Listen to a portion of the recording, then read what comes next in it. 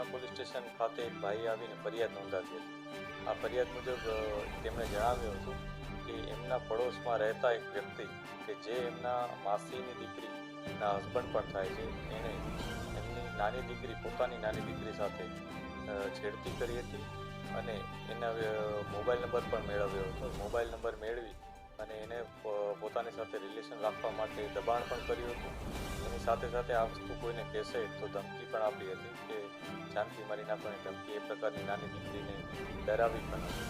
આ અનુસંધાને પોલીસે તત્કાલ કાર્યવાહી કરી અને એફઆઈઆર નોંધી હતી અને જે આરોપી છે એની ધરપકડ કરી હતી. ધરપકડ બાદ પૂરતા એવિડન્સીસ મેળવવામાં આવ્યા છે અને જે પણ બીજી ડિટેલ છે અમે અત્યારે મેળવી રહ્યા છીએ. ત્યારબાદ નામદાર કોર્ટમાં રજૂ કરતા તેને જ્યુડિશિયલ કસ્ટડીમાં મોકલી દેવામાં. આ બનાવમાં જે આરોપી છે એનું નામ અજય અશોક સોનવાણે કરીને છે. એ સાપ્તાહિક પત્રકારત્વ સાપ્તાહિક હોય છે ન્યૂઝપેપર, એમાં એ પત્રકાર તરીકે છે અને પોતાની કોઈ યુટ્યુબ ચેનલ પણ ચલાવે છે.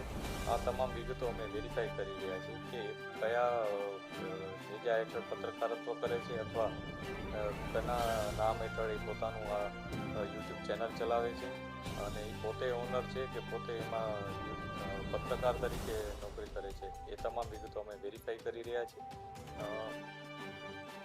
જ્યારે આ બનાવ બન્યો ત્યારે એણે પોતાના ઘરે જ્યાં દીકરી આવી હતી ત્યારે પોતે કામ પર જતો રહ્યો હતો, પરંતુ તેને પાસેથી માહિતી એવી મળી હશે એવું અમને અત્યારે જે ઇન્ફોર્મેશન છે એ મુજબ છે કે એને માહિતી મળી હશે, જેથી ઘરે આ દીકરી ઘરમાં આવી છે એ જાણી અને પોતે કામ પરથી પાછો આવી ગયો હતો અને ઘરમાં કોઈ ન હતું ત્યારે એણે આ દીકરી ઉપર આ હડપલા કર્યા હતા અને એનો મોબાઈલ નંબર પણ મેળવી લીધો હતો.